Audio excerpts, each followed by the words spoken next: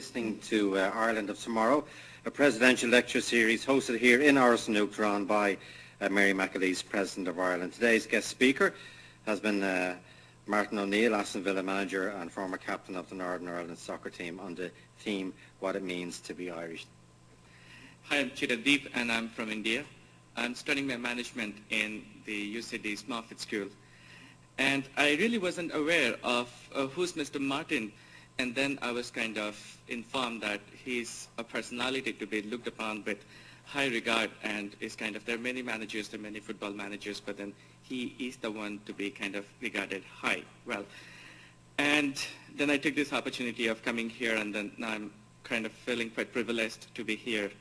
So, and being from India, where football is not a big culture, if you're talking about sports, cricket is followed religiously in India. So I really wouldn't understand the kind of role that football might have played in your life, and how would you gel football with culture of Ireland. But you said that you're proud to be Irish, and you reaped and benefited from the work of good men and women in Ireland, and that's where you see your culture coming out from. A lecture back to them. But then if they ask me a question, what have you contributed back to the culture, what would the answer be? Very little. I think that I am, interestingly, just before I try and answer that, I know that you would have been first into this room had the speaker been Sachin Tendulkar, who's a wonderful cricket player for India. In terms of contribution, I have shared contributions with people. I've been in the presence of some wonderful people who have attempted to make changes in this country.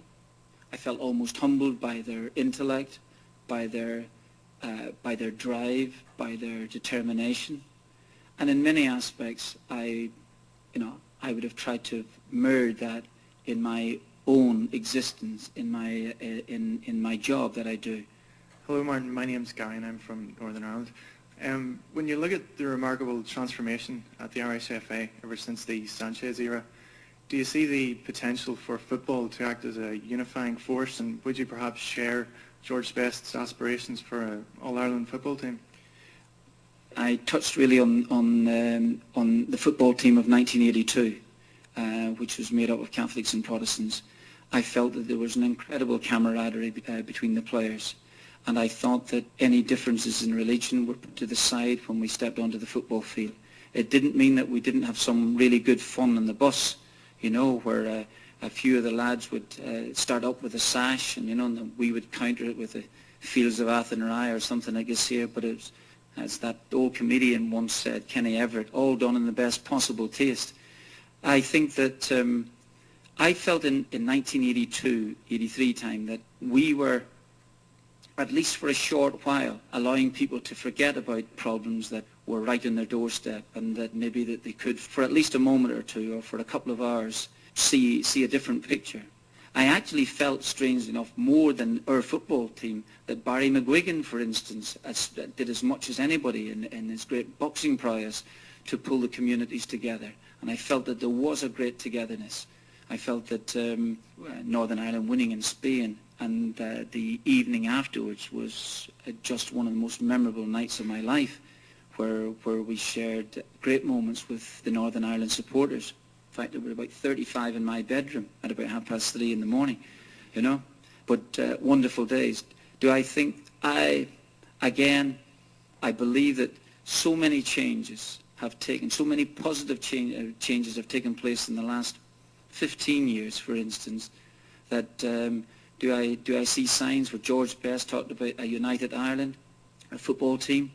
Perhaps maybe if he had had the advantage of playing maybe with one or two great players from the south, maybe we might have been able to have seen the wonderful George Best playing in a world scene, and that's something that he missed. Didn't prevent him, of course, being one of the greatest players that's ever played the game.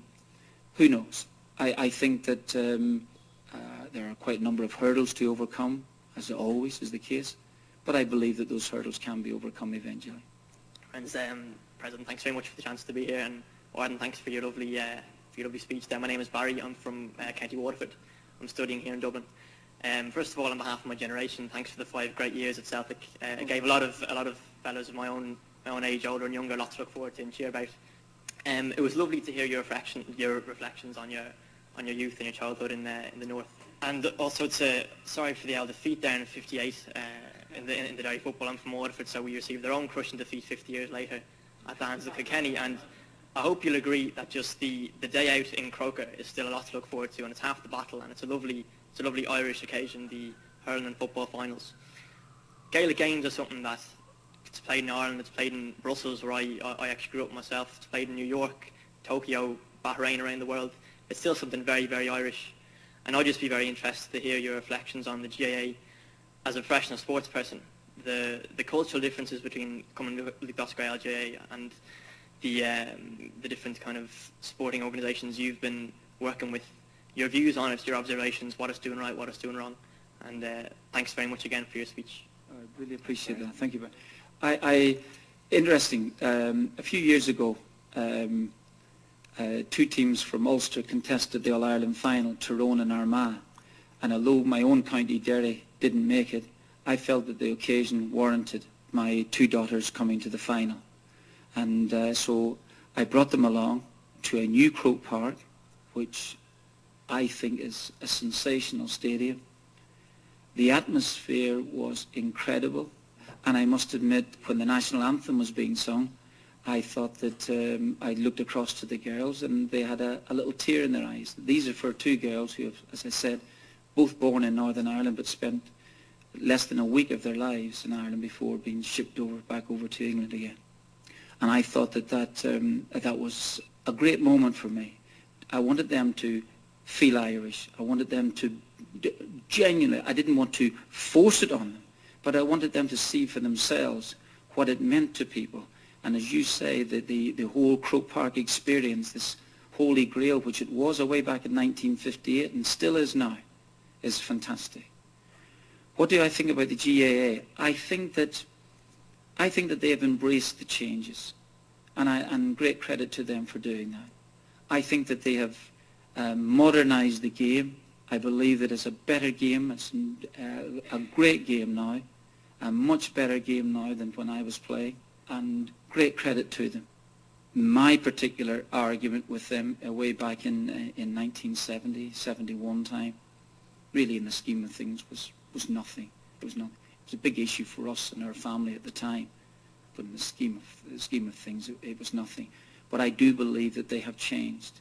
This short-sightedness, this protectionism that they viewed the sport with, and hence Irishness in itself, all tied up with it. I felt that they've attempted to change with the times, and I'm absolutely delighted really with that. All organisations, have their faults, but I see great positive things coming from Gaelic now, and things that I thought honestly that I may not have been able to have seen in my lifetime, certainly from 40 years ago. And in terms of the hurling, I love it, couldn't play it, but old Kilkenny, they're absolutely flying.